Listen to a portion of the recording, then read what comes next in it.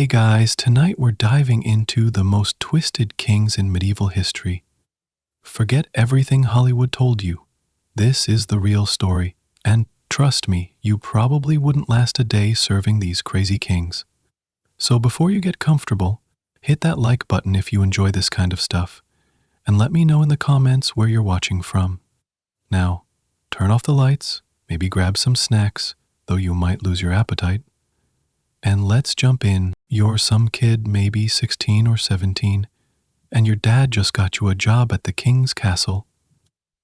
You're thinking this is gonna be awesome. Fancy parties, good food, maybe meeting some nobles, learning sword fighting, all that knight stuff from the stories. Boy, were you wrong. You show up at the castle gates on a foggy morning in 1203, and right away something feels super weird. The massive stone walls loom over you like they're about to crush you. The guards give each other these creepy looks when you say you're here to work for the king, like they know something you don't.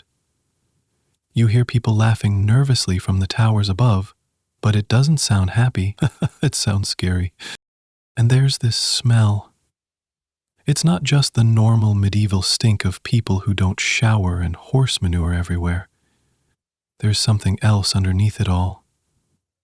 Something metallic and sweet that makes your stomach turn. Something that makes you want to run back home to your dad's farm.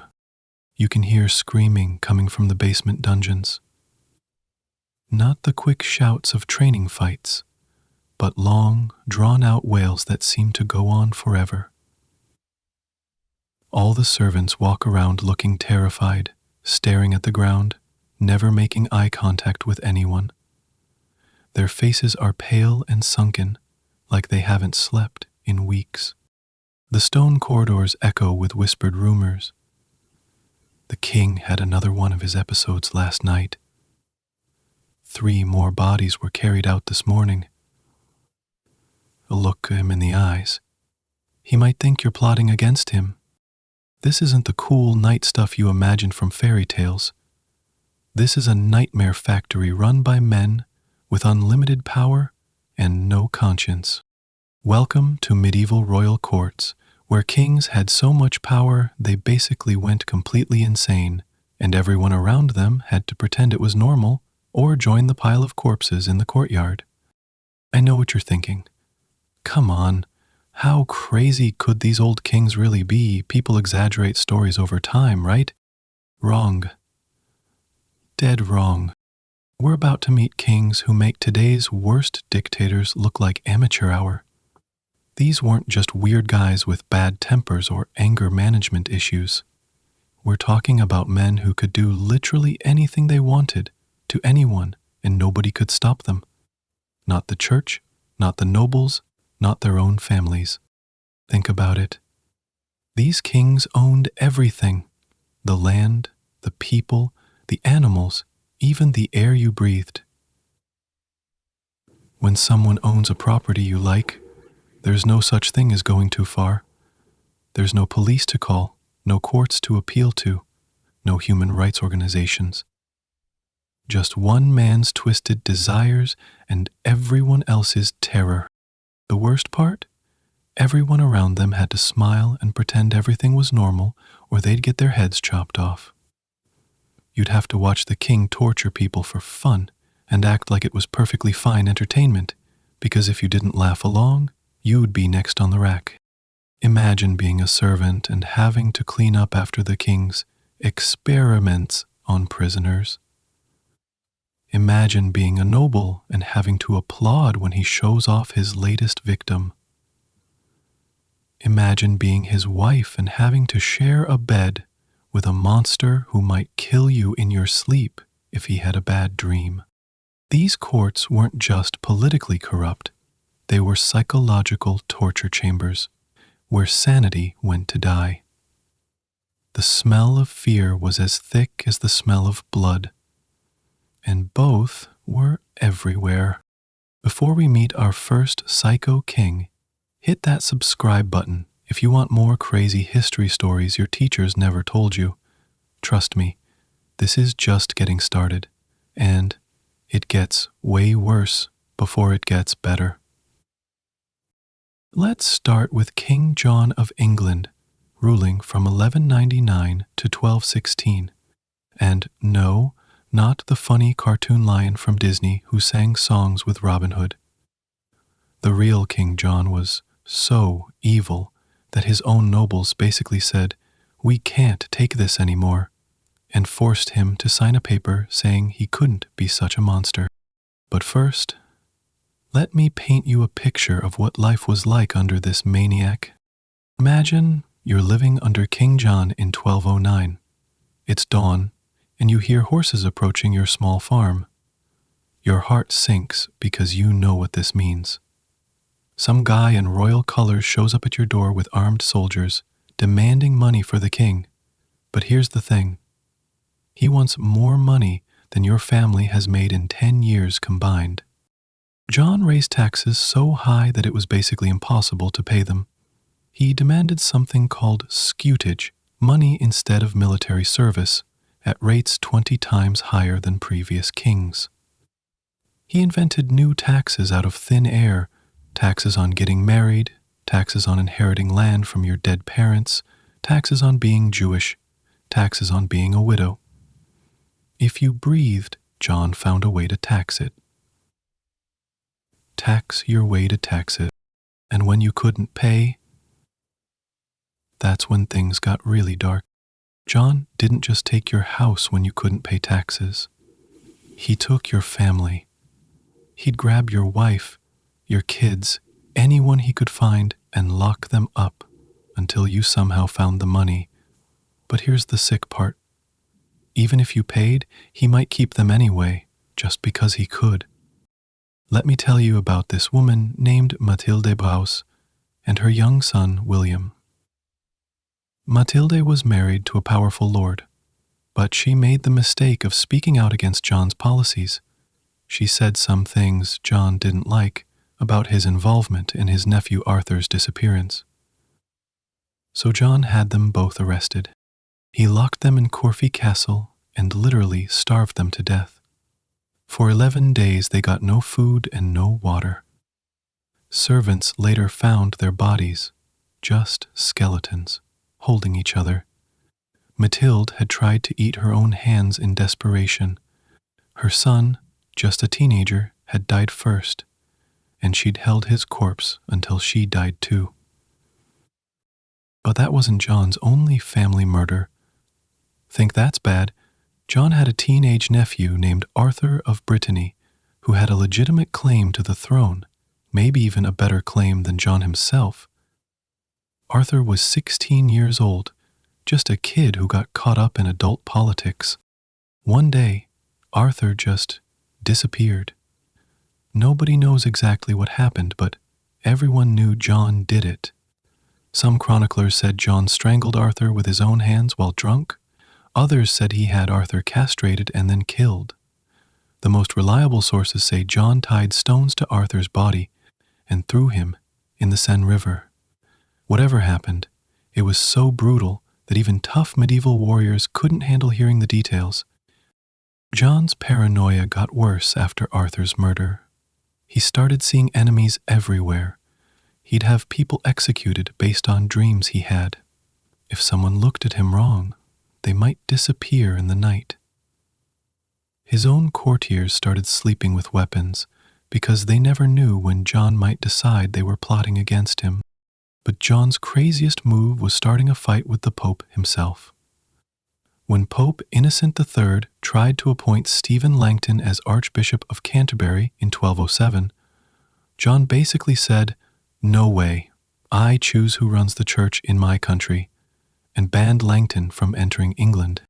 The Pope was not having it. He placed England under something called an interdict, basically excommunicating the entire country. For 6 whole years, from 1208 to 1214, there were no church services, no weddings, no Christian funerals, no baptisms. Churches stood empty while bodies piled up in unconsecrated ground because your ruler was too proud to accept papal authority. Can you imagine? Back then, people thought if you didn't get proper church services, you'd burn in hell for eternity. and John cut off the entire country from God because of his massive ego. Babies died unbaptized.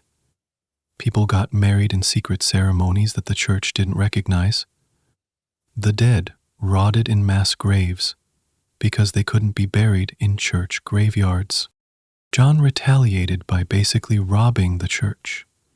He confiscated church lands, taxed priests until they fled the country, and turned cathedrals into royal storehouses. He made bishops pay him huge bribes to keep their positions, then sometimes fired them anyway, just to sell the jobs to someone else. This monk, named Matthew Paris, wrote down everything John did from his abbey at St. Albans, and his descriptions make John sound like an absolute psychopath. Paris had access to court records and talked to people who were actually there, so we know this stuff really happened. He described John as having a suspicious nature, a vengeful temperament, and a cruel disposition. Paris wrote that John would torture prisoners personally, sometimes for days, just to watch them suffer. One chronicler described John's typical day: wake up, hungover and angry, demand impossibly high taxes from someone, torture a few prisoners for entertainment, eat a massive feast while his subjects starved, then fall asleep drunk while planning the next day's cruelties. By 1215, John's nobles had enough. They were tired of watching their king destroy the country through pure evil. They cornered him at a place called Runnymede and made him sign the Magna Carta. Basically, the first document that said, "Hey, king, you can't just do whatever you want." The Magna Carta wasn't just about limiting royal power. It was a direct response to John's specific crimes. It said kings couldn't imprison people without trial because John loved throwing people in dungeons on a whim. Couldn't raise taxes without approval because John's tax rates were literally impossible to pay, and couldn't sell justice to the highest bidder because John literally auctioned off court decisions. But even then, John tried to weasel out of it. He immediately appealed to Pope Innocent III, who annulled the charter and called it shameful and demeaning. This led to a civil war that only ended when John died in October 1216, probably from dysentery, though some people suspected poison. Leave a comment if you think you could have survived working for King John, because, honestly, most people didn't.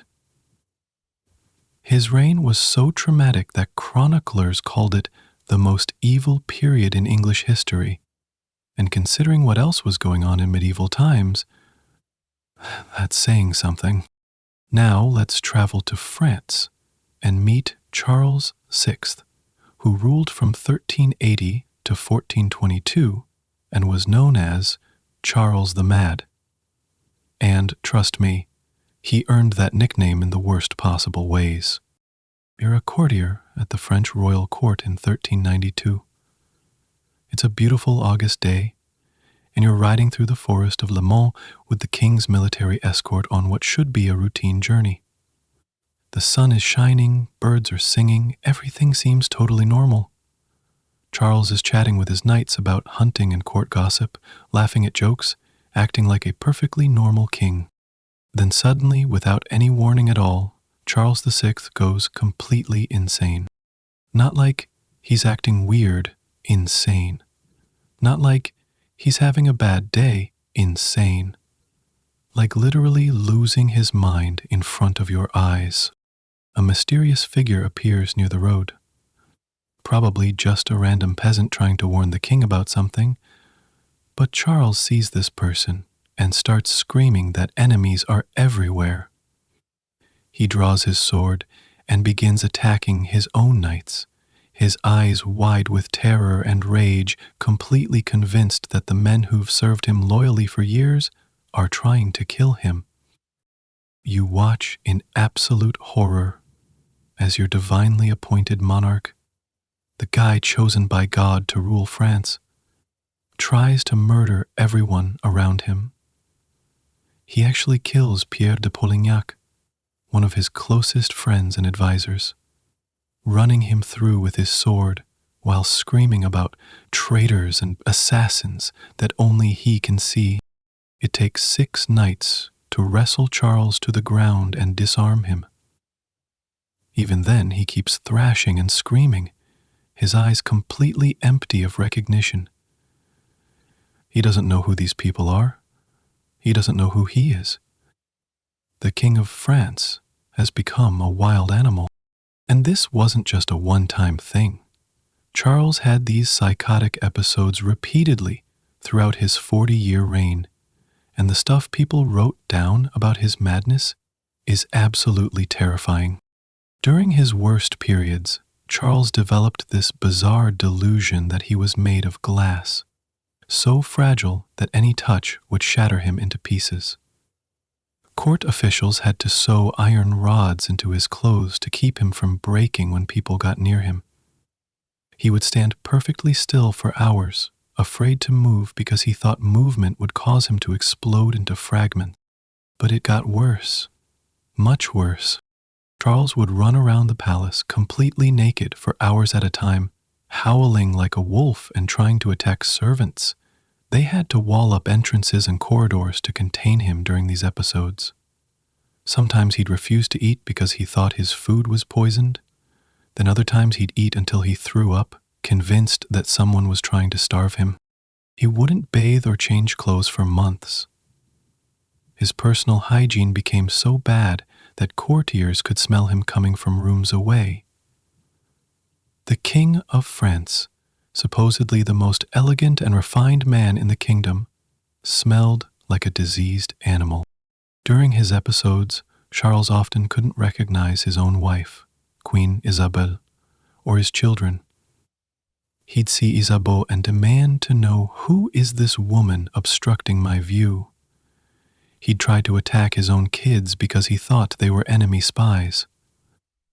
Imagine being his children, watching your father, the man who's supposed to love and protect you, look at you with complete hatred and terror. But the absolute worst thing happened at this party, called the Bal des Ardents, on January 28, 1393. This chronicler named Jean Froissart was actually there as a court historian and wrote down every horrible detail because it was his job to record court events.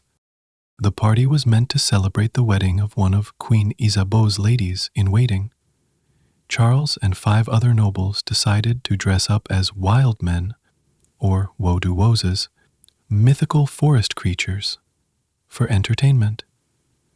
It seemed like harmless fun, just another court masquerade, but their costumes were made of linen cloth soaked in resin and covered with hemp and flax to make them look hairy and wild.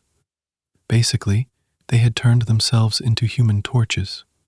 Everyone knew open flames were dangerous around these costumes, so strict orders were given that no torches or candles were allowed near the dancers. Everything was going fine.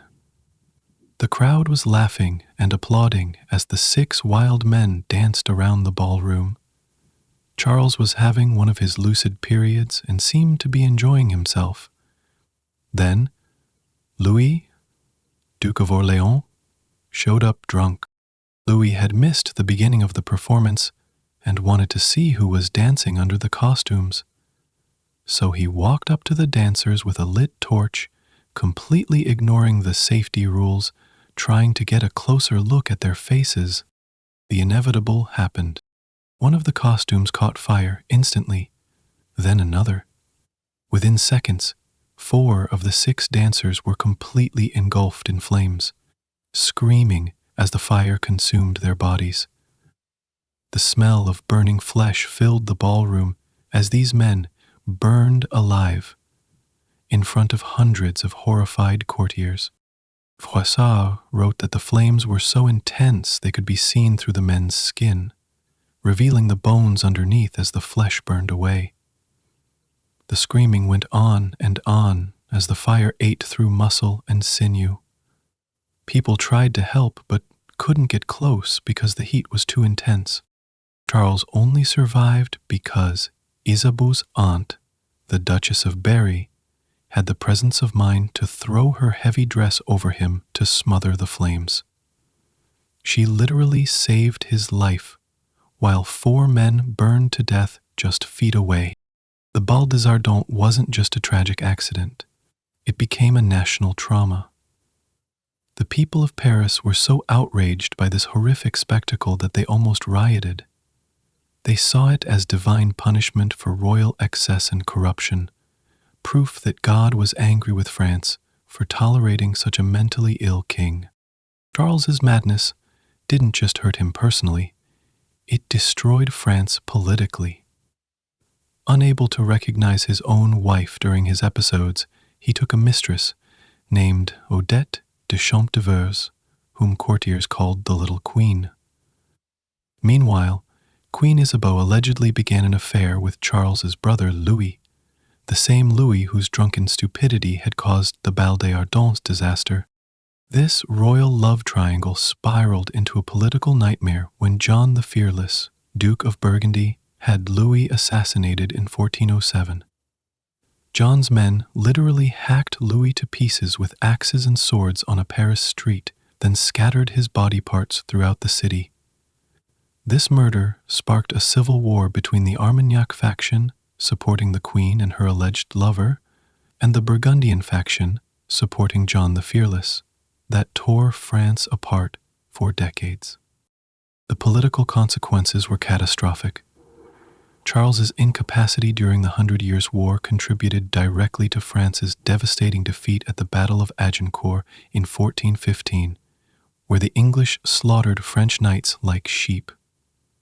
French military leadership was so confused and divided because of the king's madness that they walked into an obvious trap and lost the flower of French nobility in a single afternoon.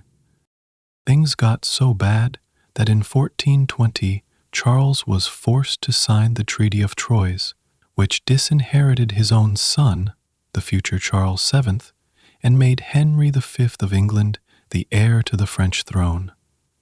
The King of France literally gave his kingdom to his enemies because he was too insane to resist. Only the miraculous emergence of Joan of Arc in 1429 and Charles VII's eventual coronation saved France from complete collapse under English rule. But by then, Charles VI's madness had cost France hundreds of thousands of lives and nearly ended the kingdom's independence forever. If you thought John and Charles were bad, wait until you meet Ivan IV of Russia. Ivan the Terrible, who ruled from 1547 to 1584. And yeah, that name tells you everything you need to know about what's coming next. You're a Russian boyar, basically a noble, in Moscow in 1565 when Ivan announces he's creating something called the Oprichnina, his personal terror state inside the Russian state. The very word sends chills down everyone's spine because nobody knows exactly what it means, but they know it's going to be bad. Suddenly, guys in black robes riding black horses start showing up everywhere throughout Russia. Each one has a dog's head and a broom tied to their saddle, and they wear these terrifying black masks that make them look like demons. The symbolism is crystal clear and absolutely chilling. They're Ivan's attack dogs, and they're here to sweep away anyone Ivan considers disloyal. These oprichniki aren't just bodyguards or tax collectors. They're Ivan's personal death squad. 6,000 of them at first, later expanded to 20,000, and they can do literally anything they want to anyone. They can break into your house in the middle of the night, steal everything you own, rape your wife and daughters, and kill your entire family just because they feel like it. And Ivan not only allows this, he encourages their worst impulses. The German adventurer Heinrich von Staden actually served as an oprichnik and later wrote memoirs describing their methods. He bragged about how they would torture people for information, then kill them anyway, just for fun. They'd strip noble families naked and force them to stand in the snow until they froze to death. They'd tie people to wild horses and drag them through the streets until there was nothing left but bloody rags. But the Oprichniki's masterpiece of terror was the massacre of Novgorod in January 1570. Ivan suspected, without any evidence whatsoever, that the wealthy merchant city of Novgorod was planning to surrender to Lithuania, Russia's enemy. So, he decided to make an example of them that would terrify every other Russian city into absolute obedience. Ivan arrived at Novgorod with his Oprichniki and launched a 5-week campaign to basically wipe out the entire city. The Third Novgorod Chronicle, written by survivors, provides eyewitness accounts of horrors that wouldn't be seen again until the 20th century. They started by surrounding the city so nobody could escape, then began systematic extermination. They tied men, women, and children to sleds and dragged them to the freezing Volkhov River, where they were thrown through holes in the ice to drown. Pregnant women had their stomachs cut open and their unborn babies torn out. Children were thrown into boiling water while their parents were forced to watch. The Oprichniki held torture sessions that went on for days.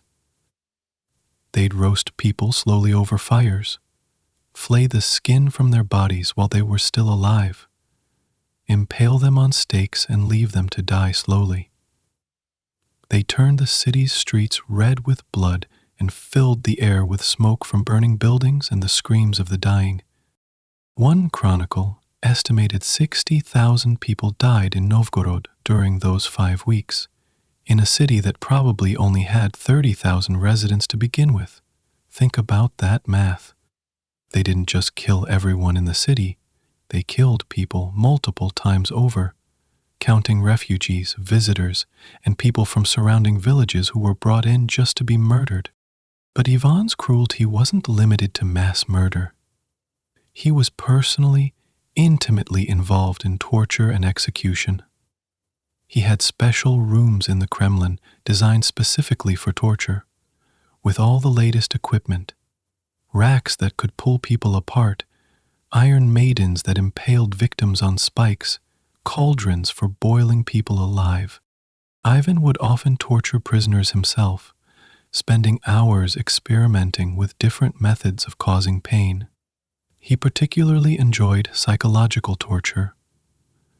He'd have a prisoner's family members tortured to death in front of them, then keep the prisoner alive for days to think about what they'd witnessed. One of his favorite methods was to have people sewn up in bearskins and then set wild dogs on them. The dogs would tear the victims apart while Ivan watched and laughed. Another favorite was to nail people to walls through their ears and leave them hanging until they died of thirst. But Ivan's most shocking crime was deeply personal.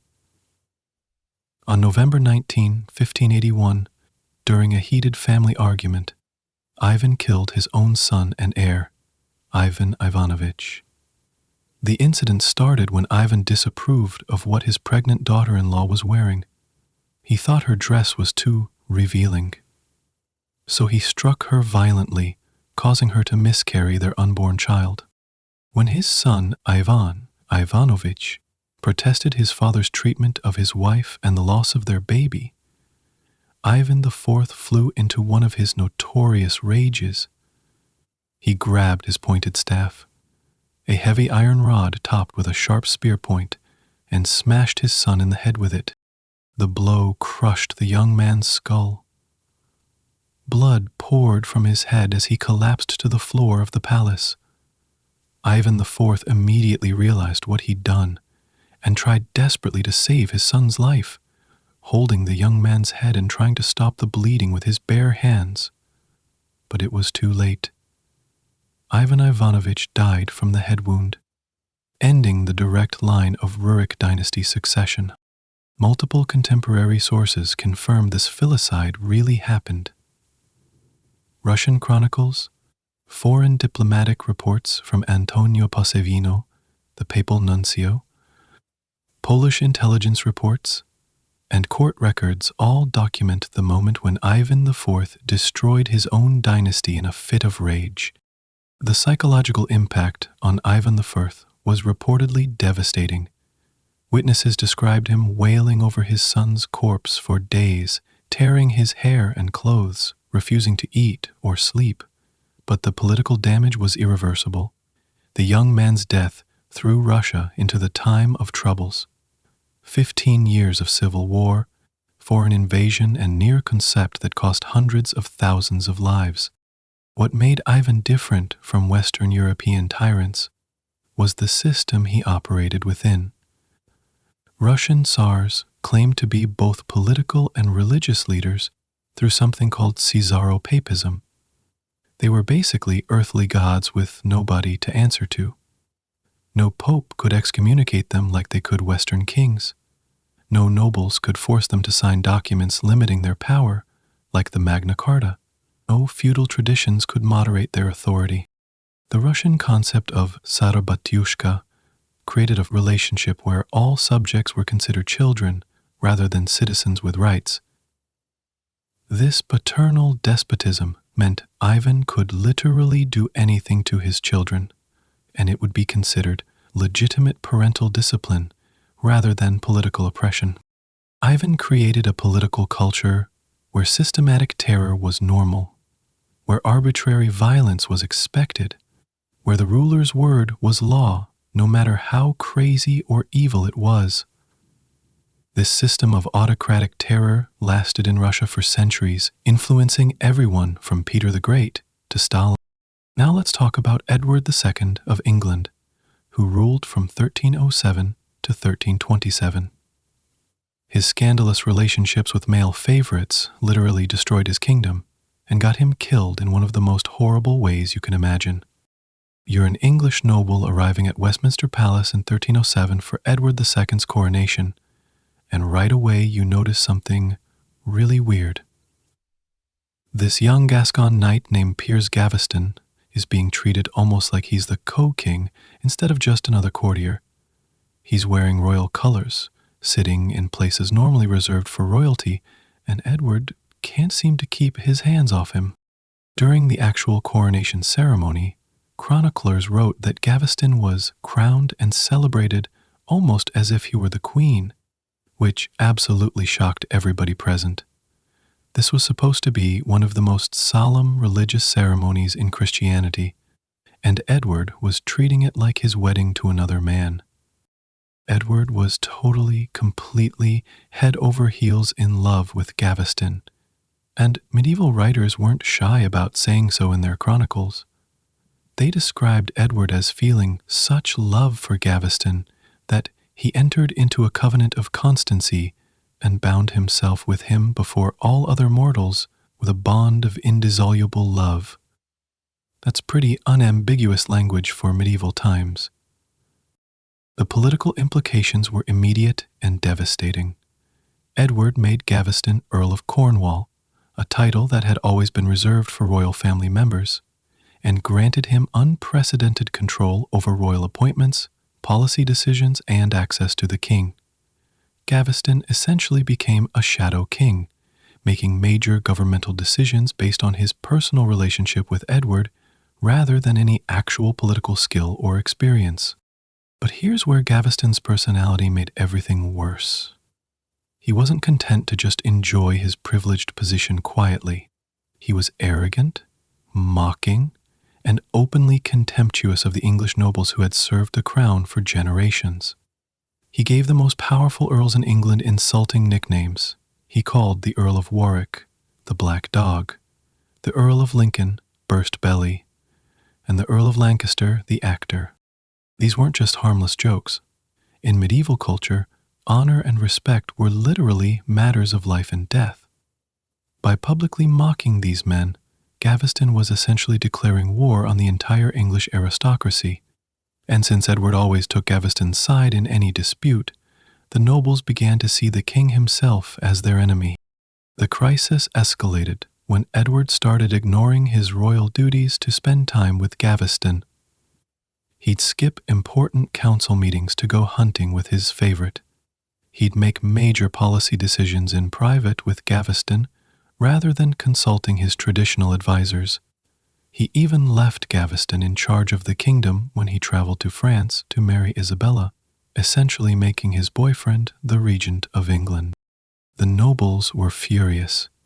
Here was their king, ignoring hundreds of years of tradition and governmental structure, just to shower privileges on his foreign boyfriend. They'd fought wars and bled for England, only to watch some Gascon upstart get more influence than they had through nothing but sexual favors. They tried the diplomatic approach first.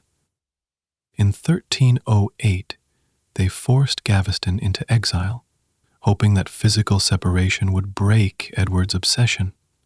But Edward immediately began plotting to bring Gaveston back.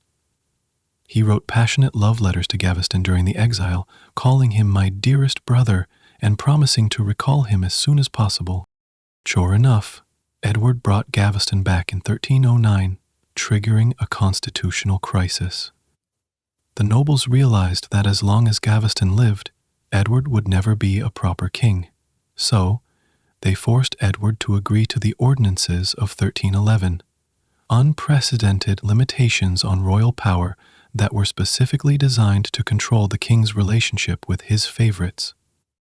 The ordinances stated that Edward couldn't make major appointments without noble consent, couldn't leave the kingdom without permission, and, most importantly, had to permanently exile Piers Gaveston.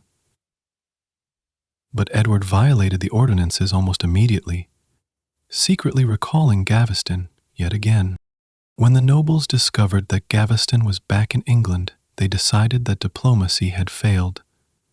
If Edward wouldn't give up his favorite voluntarily, they'd remove Gaveston by force. On June 19, 1312, Guy de Beauchamp, Earl of Warwick, the man Gaveston had mockingly called the Black Dog, captured Gaveston at Scarborough Castle.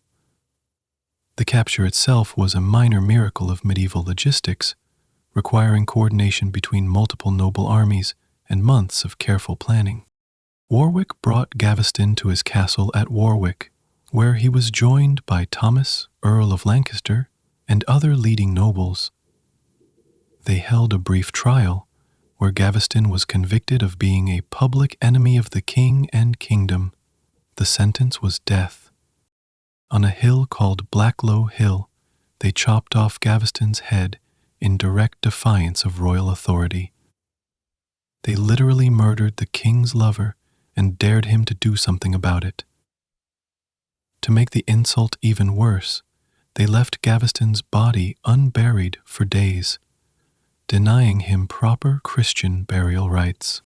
Edward's reaction was predictable and devastating. He went into deep mourning for Gaveston, wearing black for months and commissioning elaborate funeral rites that treated Gaveston like a martyred saint. Instead of learning from the crisis, Edward became even more determined to revenge himself on the nobles who had killed his beloved. But Edward didn't learn his lesson. By 1318, Hugh Despenser the Younger had replaced Gaveston as Edward's favorite, creating an even worse scandal. Contemporary chronicles describe Despenser as leading Edward around like teasing a cat with a piece of straw, completely controlling the king through their intimate relationship. But Despenser was far more dangerous than Gaveston had been. Where Gaveston was merely arrogant and mocking, Despenser was systematically corrupt and ruthlessly ambitious. He used his influence over Edward to accumulate vast wealth through forced land transfers, extortion, and outright theft. Despenser would identify wealthy landowners, then have Edward declare them traitors based on fabricated evidence.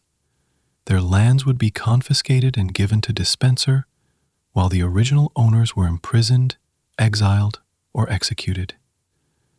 It was a systematic program of legalized robbery that enriched Despenser while terrorizing anyone who opposed him. The situation became so extreme that Despenser effectively controlled royal policy on everything from military campaigns to judicial appointments. He removed Queen Isabella's children from her care, isolated her from court life, and even controlled her household budget. Isabella later claimed that Despenser had made her the most wretched of wives by coming between her and her husband.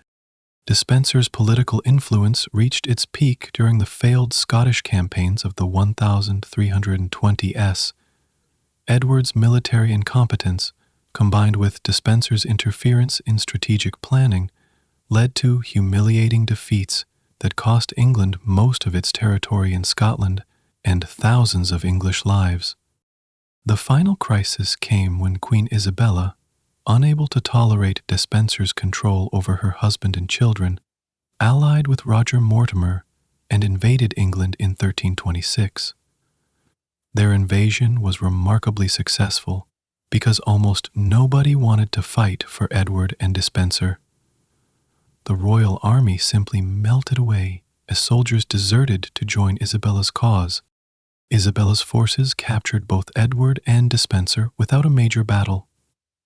Despenser was tried for treason and sentenced to death by hanging, drawing, and quartering, the most brutal execution possible under English law. Before his execution, Despenser was castrated and disemboweled while still alive. His genitals and intestines burned in front of him as symbolic punishment for his unnatural influence over the king. Edward's own fate was sealed by his scandalous reign.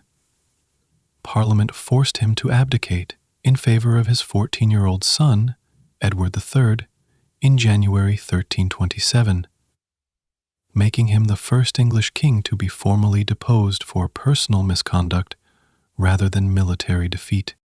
Edward was imprisoned at Berkeley Castle under the control of Thomas Berkeley and John Maltravers, Isabella's supporters. On September 21, 1327, Edward was murdered in his cell under circumstances that contemporary sources suggest involved red-hot iron spits being inserted into his rectum through a horn funnel. This method of execution was specifically chosen to mock Edward's alleged homosexual relationships while leaving no external marks on his body. The murderers could claim he died of natural causes while ensuring that everyone understood the sexual symbolism of his death. Think about that. The King of England was tortured to death in a manner specifically designed to punish his personal relationships. His murder became a brutal lesson about the consequences of putting personal desires before royal duty. Now, let's travel to Constantinople and meet the Byzantine emperors who turned royal cruelty into a refined art form over nearly 1,000 years of imperial rule. These guys made Western European kings look like amateurs when it came to systematic brutality and political terror. You're a court official working in the Great Palace of Constantinople under Emperor Justinian II, the slit-nosed, who ruled from 685 695, and then again from 705, 711. This emperor got his colorful nickname because rebels cut off his nose and slit his tongue down the middle when they overthrew him the first time. But Justinian came back after 10 years in exile, and his revenge was absolutely biblical in its scope and cruelty. The chronicler, Theophanes the Confessor, documented exactly what happened when Justinian returned to power, and his account reads like something out of a horror movie. The restored emperor immediately ordered the arrest of everyone who had participated in his overthrow, along with their families, friends, and anyone who had supported the usurper emperors. Justinian had his former rivals Leontius and Tiberius brought before him in chains in the Hippodrome, Constantinople's massive stadium that could hold 100,000 spectators. He made them lie face down on the ground, then placed his feet on their necks in symbolic domination while the crowd watched.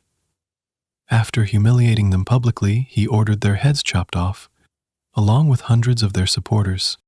But that was just the warm-up. Justinian turned mass execution into public entertainment, holding regular festivals in the hippodrome, where condemned prisoners were tortured and killed in increasingly creative ways. He'd have people flayed alive, burned with red-hot irons, or torn apart by wild animals while thousands of spectators cheered. Justinian's personal cruelty went way beyond political revenge.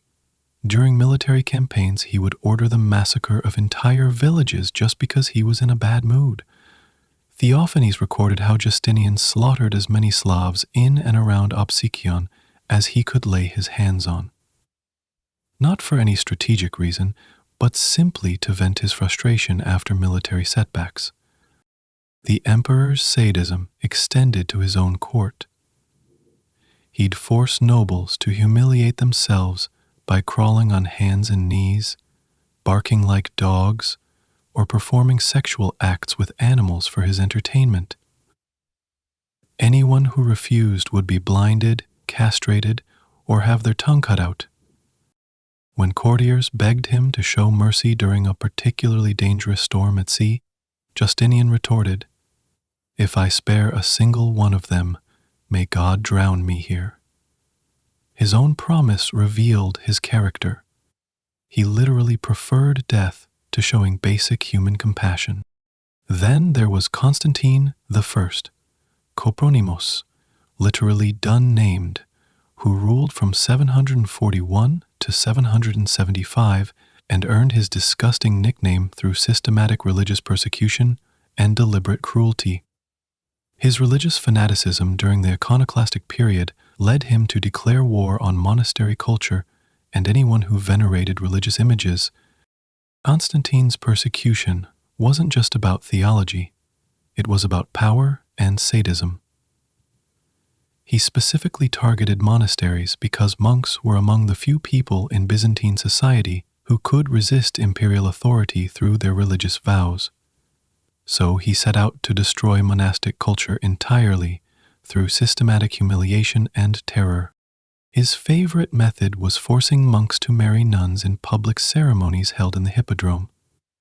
These weren't real marriages. They were elaborate humiliation rituals designed to destroy the victims' religious vows and make them objects of public mockery. Constantine would dress the monks and nuns in ridiculous costumes, force them to perform sexual acts in front of thousands of spectators, then have them paraded through the streets while crowds threw garbage at them.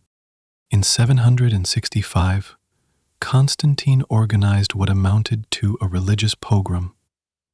18 high court officials charged with supporting icon veneration were paraded through the hippodrome before being variously executed, blinded, or exiled in the most brutal ways possible.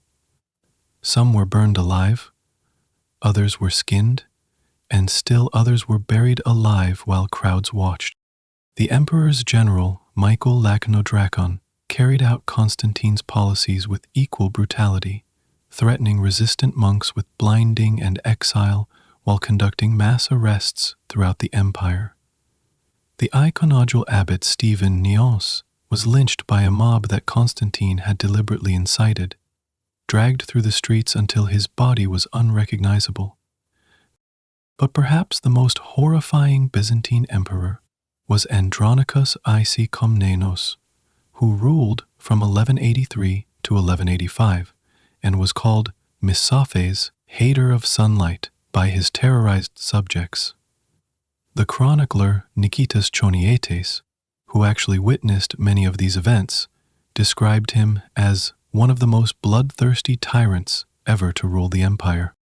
Andronicus came to power through a series of murders that eliminated the entire imperial family. He strangled the child emperor Alexius II, who was supposed to be under his protection as regent, with his own hands. He then murdered the boy's mother, Maria of Antioch, by having her slowly poisoned over several weeks, while forcing her to watch her son's decomposing corpse. The new emperor's paranoia knew no bounds. He conducted systematic purges of the aristocracy, having thousands of noble families arrested on trumped-up treason charges. His favorite method of execution was impalement.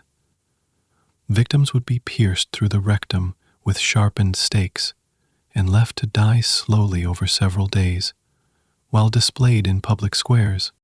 When members of his own Komnenos family opposed his policies, Andronikos had them stoned and impaled as public spectacles designed to terrorize potential opposition. He particularly enjoyed executing people in front of their families, forcing parents to watch their children die and children to watch their parents suffer. In 1182, Andronikos orchestrated the massacre of Constantinople's Latin inhabitants, basically genociding all the Western Europeans living in the city. Italian merchants, French nobles, and German craftsmen were dragged from their homes and butchered in the streets while Andronikos watched from his palace balcony. Contemporary estimates put the death toll at over 60,000 people murdered in 3 days of systematic ethnic cleansing. Choniates provided a detailed eyewitness account of Andronikos's eventual death at the hands of an enraged mob in 1185. The description is so graphic it's hard to believe it really happened. His right hand was cut off with an axe. Several days later, one of his eyes was gouged out, and he was pelted with stones, and one prostitute poured a pot of hot water over his face while he was suspended by his feet. Worse followed, with assaults on his genitals, and the gradual removal of his skin while he was still alive. What made Byzantine emperors different from Western European monarchs was their system of absolute power combined with sophisticated court culture. Unlike Western kings who had to deal with the Pope's moral authority and feudal traditions that limited their power, Byzantine emperors claimed both political and religious authority through Caesaropapism. They were literally considered God's representatives on earth with no institutional constraints. The Byzantines also perfected the use of mutilation as political punishment. Blinding, nose-cutting, tongue removal, and castration were routine methods of dealing with political opponents, because being physically imperfect supposedly disqualified someone from holding imperial office. This created a culture where extreme violence was not only accepted, but expected as normal political procedure. The extensive use of eunuchs in the Byzantine government also created unique power dynamics unknown in the West. These castrated officials could accumulate enormous influence without threatening the imperial succession, but their ambitions often led to palace coups and massacres that would make Game of Thrones look tame. But if you want to see the absolute worst medieval scandal, we need to talk about the Borgias, the Spanish family that turned the papacy itself into a criminal organization and scandalized all of Christendom with their documented depravity. Working at the Vatican in 1501, when Pope Alexander VI, Rodrigo Borgia, hosts what becomes infamous as the Banquet of Chestnuts. Johann Burchard, whose official job as papal master of ceremonies required him to record all Vatican events, wrote down every disgusting detail because it was literally his professional duty to document what happened at papal functions. Picture this. It's October 30, 1501, and you're standing in the Apostolic Palace, the most sacred building in Christianity, watching 50 prostitutes crawl around completely naked on hands and knees, picking up chestnuts scattered across the marble floor, while high-ranking church officials and the Pope's own children watch and participate in sexual acts. This wasn't some secret orgy hidden in a back room. This was an official papal entertainment held in the heart of the Vatican, with the Pope himself presiding over the festivities. They gave out prizes for the most impressive sexual performances, silk stockings, jewelry, and gold coins, while the supposed successor to St. Peter applauded the winners. Burchard's account is particularly credible because his position required him to keep official records of all Vatican activities. His matter-of-fact writing style, treating orgies like routine administrative business, suggests this level of depravity had become completely normalized in the Borgia Vatican. He wrote about papal orgies the same way he recorded church services and diplomatic meetings. But the banquet of chestnuts was just the tip of the iceberg. Alexander VI had bought the papal throne in 1492 through systematic bribery, a practice called simony that was officially banned but widely practiced. He promised other cardinals lucrative church appointments, wealthy benefices, and political favors in exchange for their votes in the papal election. The election itself was basically an auction. Alexander outbid his rivals by promising Cardinal Ascanio Sforza the vice-chancellorship and the papal palace, Cardinal Giuliano della Rovere several rich abbeys, and Cardinal Orsini multiple bishoprics. Contemporary observers calculated that Alexander spent the equivalent of millions of modern dollars buying his way to the papal throne. Once installed as pope, Alexander immediately began treating the Vatican like a family business. He appointed his son Cesare as cardinal at age 18, despite the fact that Cesare had no theological training and was openly contemptuous of religious duties. He also acknowledged his illegitimate children publicly, something that was supposed to be impossible since popes were supposed to be celibate. Alexander's papal court became famous throughout Europe for its excesses. He held elaborate banquets where cardinals would compete to see who could consume the most wine and sexual services. He hosted theatrical performances where biblical stories were acted out with graphic sexual content, turning sacred scripture into pornographic entertainment. The Pope's personal behavior was equally scandalous. He maintained multiple mistresses simultaneously, including Julia Farnese, known as Julia the Beautiful, who was married to someone else but lived openly in the Vatican as Alexander's concubine. He fathered at least 7 illegitimate children during his papacy and used church funds to buy them noble titles and wealthy estates. But it was Cesare Borgia who really perfected the family's criminal methods. Using his papal connections and church resources, Cesare became Renaissance Italy's most feared political operator, and essentially the first modern organized crime boss. Cesare's signature method was poison. He and his associates developed a legendary substance called cantarella, probably a mixture of arsenic and other toxins. That became their favorite tool for eliminating enemies. The poison was supposedly colorless and tasteless, making it perfect for slipping into wine or food during diplomatic dinners. Contemporary chroniclers reported that bodies were pulled from the Tiber River every day during Cesare's campaigns. Italian nobles became so terrified of dining with the Borgias that they would bring their own food and drink, hire personal poison tasters, or simply refuse social invitations entirely. This fundamentally changed Renaissance diplomatic culture, making it nearly impossible to conduct normal international relations. Cesare allegedly murdered his own brother, Giovanni, Duke of Gandia, in 1497 to eliminate competition for papal favor and inheritance. Giovanni's body was found in the Tiber with multiple stab wounds and his throat cut. While Cesare was never officially charged, everyone in Rome knew he was responsible. The murder demonstrated that family loyalty meant absolutely nothing when political advancement was at stake. But Cesare's cruelty extended far beyond simple assassination. He was known for elaborate torture sessions, where he would experiment with different methods of causing pain. One favorite technique involved slowly crushing victims' bones with specially designed machines while keeping them conscious. To experience maximum suffering, during his conquest of the Romagna region, Cesare established a reign of terror that made Ivan the Terrible look restrained.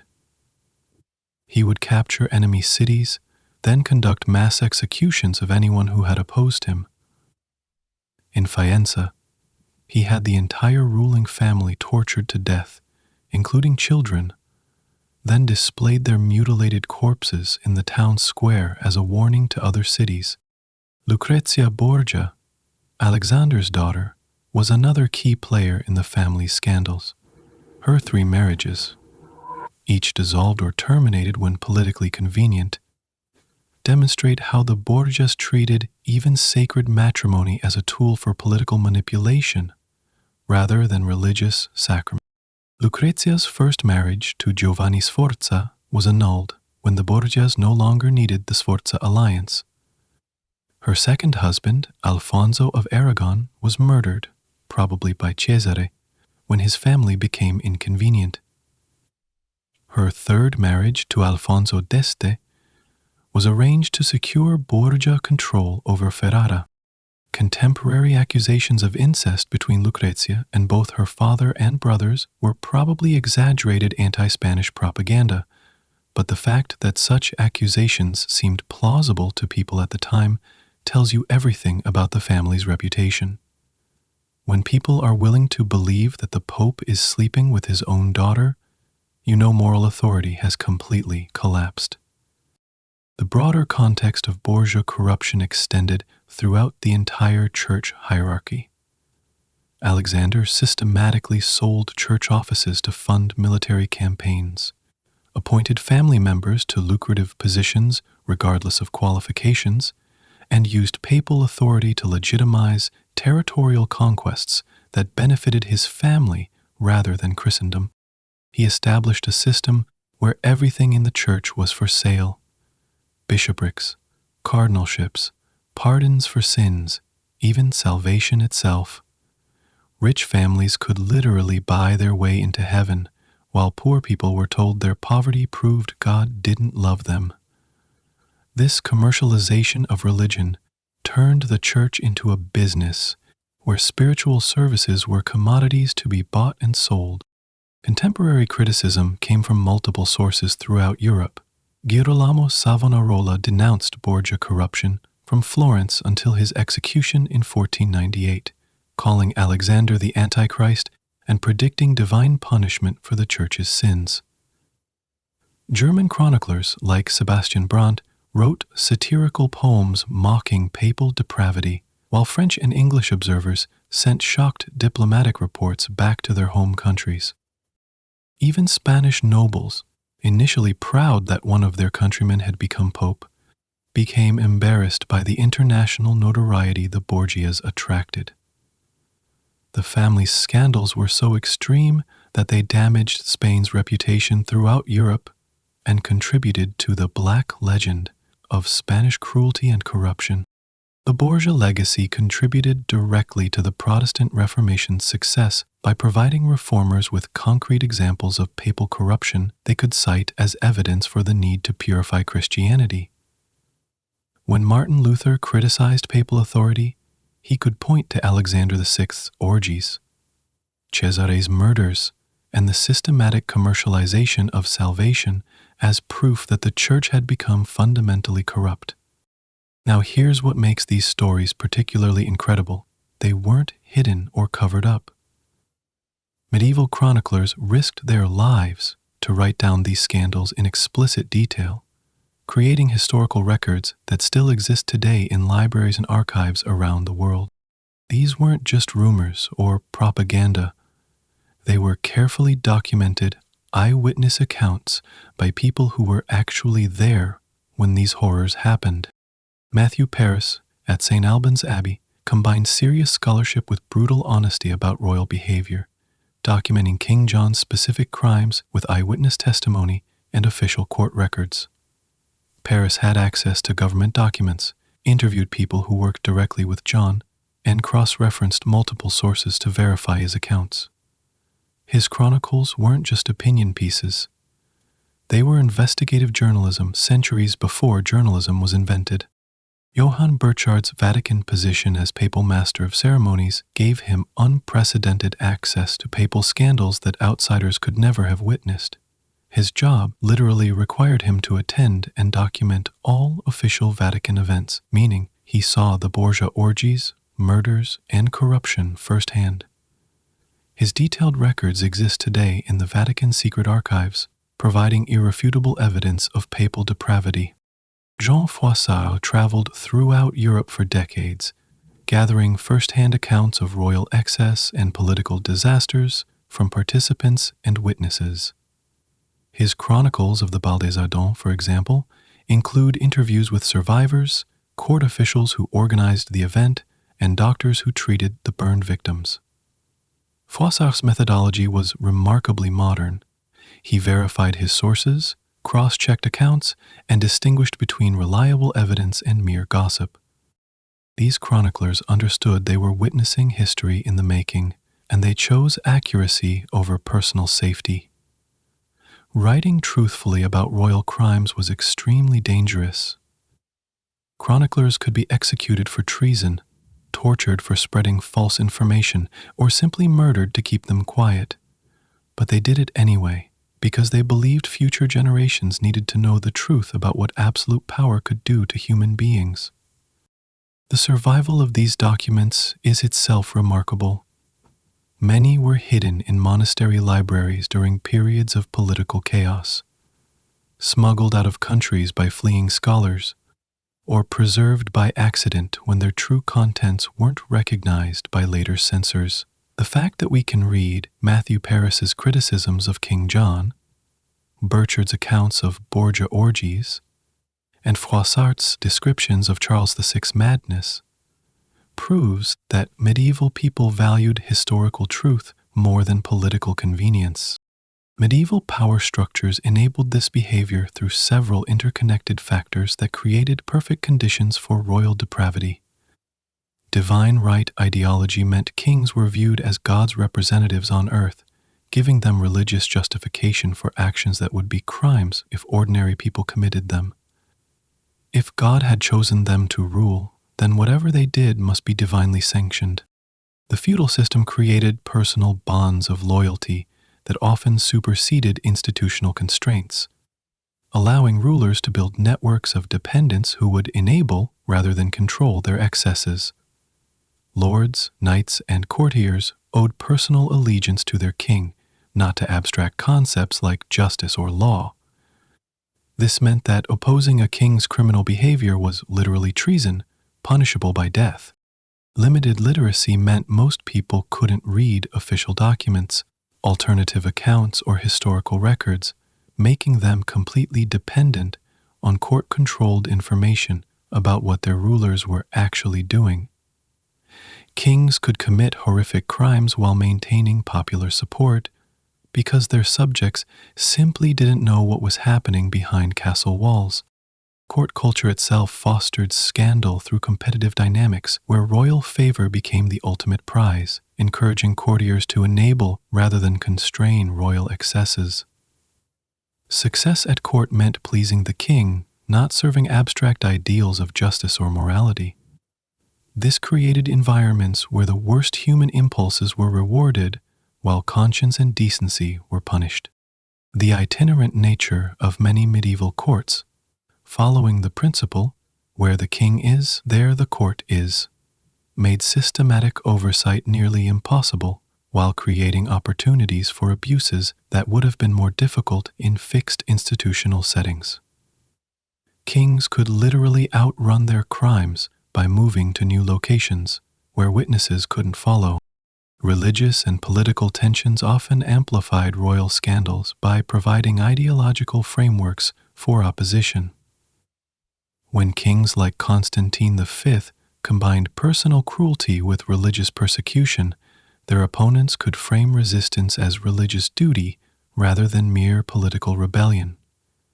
This gave moral legitimacy to opposition movements while making royal crimes seem even more heinous. These medieval scandals created lasting changes that shaped European political development for centuries and continue to influence modern government systems around the world.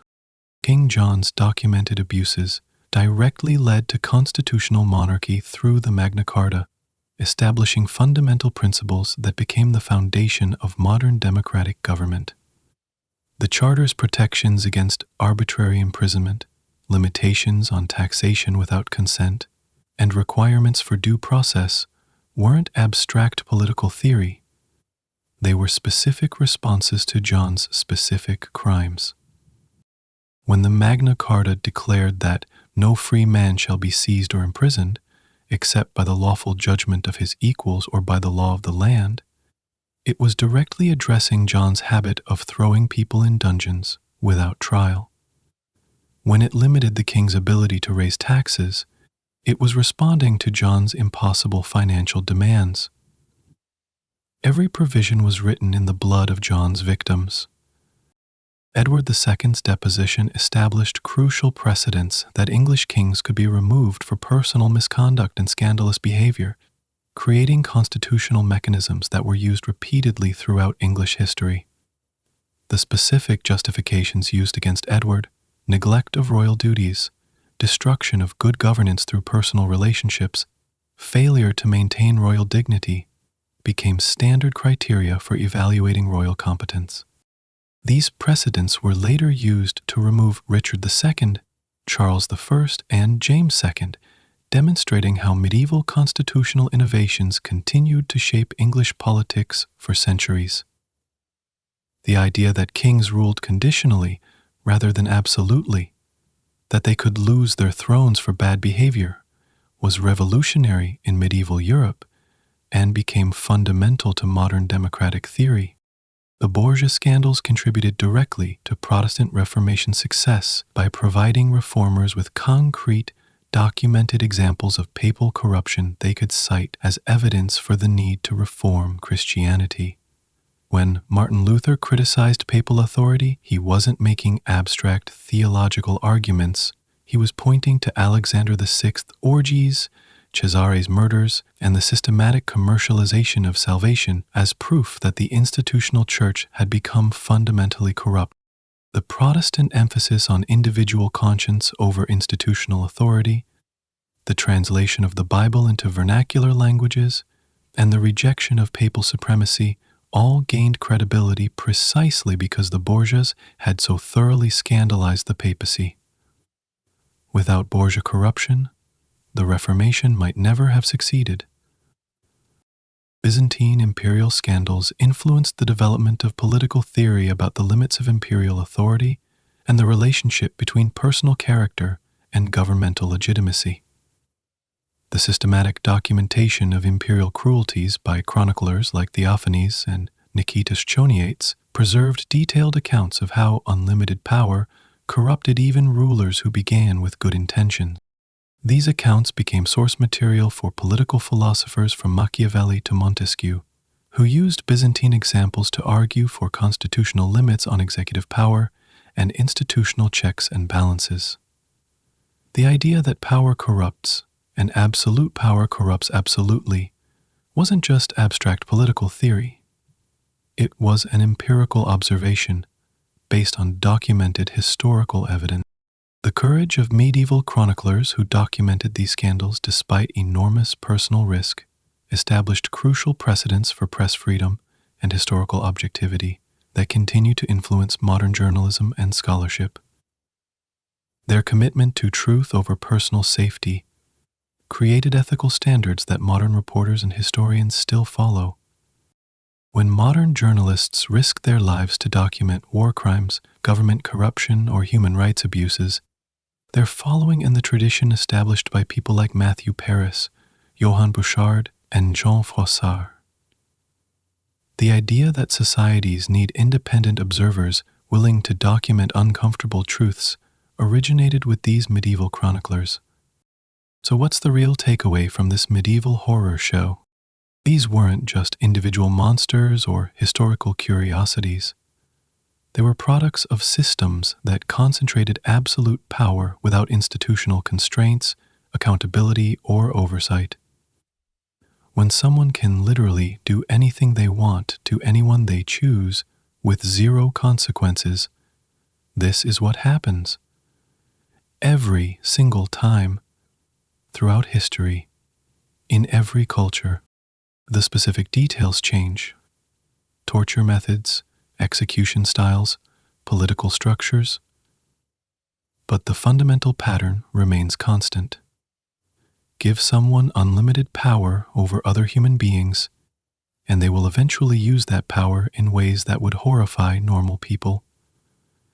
It's not a question of if, but when and how. King John starved families to death for fun. Charles VI burned his courtiers alive as entertainment. Ivan the Terrible created systematic terror states where murder was government policy. Edward II prioritized personal relationships over national welfare. Byzantine emperors perfecting cruelty as an art form. The Borgias turned Christianity's holiest office into a criminal enterprise. These weren't aberrations or exceptions to the rule. They were the inevitable result of unlimited power meeting human nature. And the only reason we know about them is because brave chroniclers chose truth over safety, risking torture and death to create historical records that continue to inform our understanding of power, corruption, and the eternal human struggle between authority and accountability. Modern democracies exist partly because people learned from these medieval nightmares. Constitutional limits, separation of powers, institutional checks and balances, term limits, judicial review, free press. All these evolved from hard-learned lessons about what happens when rulers face no consequences for their actions. The Bill of Rights wasn't written by people who trusted the government. It was written by people who understood what a government could become without constraints. The separation of powers wasn't designed by people who wanted efficient administration.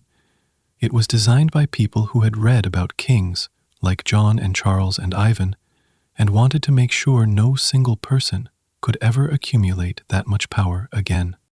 So next time you hear someone complaining about government oversight, institutional constraints on authority, or constitutional limitations on executive power, remember these stories. Remember what happens when rulers can do anything they want without consequences. Remember that the freedoms we take for granted were paid for with the blood of people who suffered under unlimited authority. These medieval scandals weren't just ancient history.